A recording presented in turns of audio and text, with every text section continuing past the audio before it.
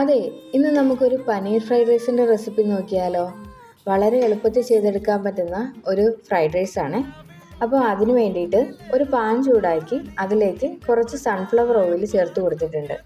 Oil ഒന്ന് ചൂടായിട്ട് വരുമ്പം അതിലേക്ക് നമ്മൾ എടുത്തു വെച്ചിരിക്കുന്ന പനീറും കൂടെ ചേർത്ത് ഒന്ന് ഫ്രൈ ചെയ്ത് മാറ്റി വെക്കണം. ഇനി അതേ പാനിൽ ബാക്കി വന്ന ഓയിലിലേക്ക് ചെറുതായിട്ട് അരിഞ്ഞ വെളുത്തുള്ളി ചേർത്തൊന്ന് വഴറ്റി അതിലേക്ക് നീളത്തിൽ അരിഞ്ഞു വെച്ചിരിക്കുന്ന സവോള, ക്യാരറ്റ്, ക്യാപ്സിക്കം ചേർത്ത് ഒന്ന് ഇളക്കണം. നിങ്ങളുടെ കയ്യിൽ ക്യാബേജ് ഉണ്ടെങ്കിൽ അതും കൂടെ ചേർത്ത് കൊടുക്കാം. ഇനി ഇത് ചെയ്യുന്ന സമയത്ത് തീ എപ്പോഴും ഹൈ ഫ്ലെയിമിലായിരിക്കണേ.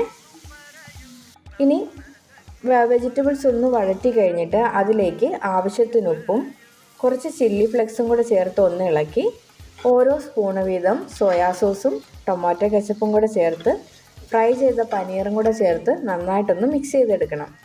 ഇനി അര സ്പൂണ് കുരുമുളക് പൊടിയും പിന്നെ നമ്മൾ വേവിച്ച് വെച്ചിരിക്കുന്ന ബസ്മതി അരിയും കൂടെ ചേർത്ത് നന്നായിട്ടൊന്ന് മിക്സ് ചെയ്തെടുത്താൽ നമ്മുടെ പനീർ ഫ്രൈഡ് റൈസ് റെഡിയാണ്.